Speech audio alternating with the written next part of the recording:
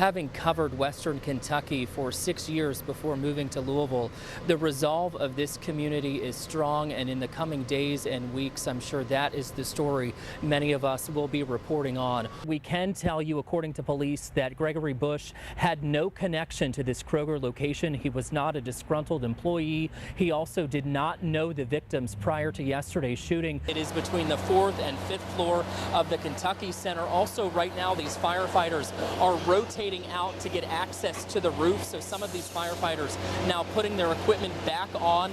Many of these fans here still sporting their red and black, and while they are disappointed, they are telling me they are ready to accept this decision. Wash your hands after every bathroom use. That means at least for 20 seconds with soap and water. Doctors say hand sanitizer won't cut it. And C, contain the spread. Move over LeBron James, right? Tonight, it's decision day for New Albany's Romeo Langford. We are told, according to that neighbor, that it was a dispute between a mom and her son. Now, according to that neighbor, the son then shot and killed his mother inside the apartments here. Sometimes there are no words to convey the sadness of an unexpected loss. Instead, we hug or say a silent prayer. There's no substitute workers. There's no rotating door. It's that familiar face every single day. Megan Barker considered Praful Patel a friend. For 5 years, she got to know the owner of this stop and go across the street from Jeffersonville High.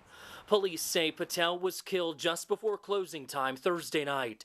This man considered the suspect, seen on surveillance video wearing a tightly pulled hooded sweatshirt. And I hope it wasn't one of his regulars that knows that he's here every night by himself and took advantage of that, because he's kind to every single person that walks through that door.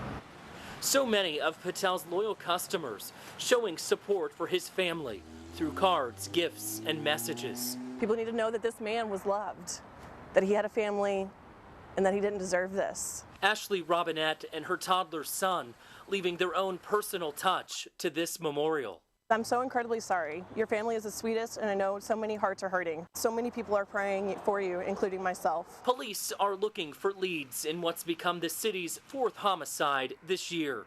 They say Patel's death was senseless. Barker still trying to figure out why he was a target. It's somebody you talk to every day for years and years, because he's not just the clerk. It's him and his wife and his teenage son here day in and day out. Police do tell us the store had been robbed previously, including about a year ago. That person was found and arrested. Police telling us they do not believe that case and this case are related. Police continue to investigate. They are also looking to talk to any witnesses that may have seen something around 10:45 Thursday night. Robert Bradfield, 11 at 11. You will hear from the spokesperson for the Kentucky Center for the Performing Arts here live in just a moment, Doug. But we do want to let you know that Main Street did reopen to traffic around 7:30 tonight, so these roads will be open for your morning commute. You are also looking at some of the firefighting units that will remain on scene throughout the night, just to make sure that there are no other flare-ups. But the good news here, the fire is out and there were no injuries. But this fire truly leaving its mark here downtown, not only on the roof but inside as well. At one point we were told 1.5 inches of water was inside, but that inside now drying out. Louisville firefighters literally peeling away the roof of the Kentucky Center for the Performing Arts. Their efforts focus mainly on this curved portion of the roof where contractors were working to repair damage from a previous water leak. We did have a report there were contractors working on the roof structure, which is a metal structure. It has insulating material underneath it. Fire Captain Sal Melendez says the fire started with a spark from a metal grinder used by one of those contractors. Firefighters attacking the fire from the roof, but the curved design made it difficult in getting it under control quicker. It's dangerous for our people to be up there, so we're using caution for that. Beyond the physical damage to the roof, a spokesperson for the Kentucky Center says he'll soon be able to see if there was any damage to the artwork in the lobby, estimated at $18 million. He says it was covered to protect it from construction work underway in the lobby. It was not exposed to the open water, but that said, it was sealed up for dust and debris. We don't know if the water had any impact on it yet. We will know that soon. Sam Corbett, a former board member with the Kentucky Center, believes from his own business experience with fire damage, the cleanup will be extensive, including repairing any damaged artwork. What you find, particularly with the smoke damage, is that smoke will be throughout the entire building. You can take the point that's the furthest away from the actual fire, and you'll still see the impact of smoke damage. The Kentucky Center was nearing the end of its 34th season, with the hope of beginning its 35th in the fall. But there's some uncertainty about how long this intermission will last. Like everyone that works at the center is my happy place. Seeing this happen it just tears my heart apart. Again, we do want to let you know no injuries here tonight. There were about 75 firefighters here on scene at a given point here this afternoon.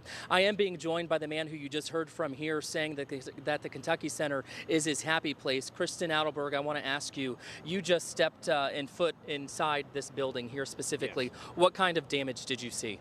The damage that is inside is mostly water damage, and it's primarily located inside the main lobby. We're currently assessing the rest of the building to see what impact the water damage has had inside the theaters. And tomorrow we will have a much better idea of what that situation looks like and how that will impact any of the upcoming performances. Talk about that water damage in the artwork. Have you had a chance to actually look at that closely? No, we have not. The artwork had been sealed up before the roof work began, so we have not had the opportunity to see to look underneath the covering that was already in place. But that may be done tomorrow. Yes. And then talk about also the water damage. You said that there's crews in here currently, and they will be working throughout the night too to remove that water. Talk about that specifically. Yes, crews are in with the fans and the heating units to make sure that the carpet dries as quickly as possible. That there's no water standing inside the walls.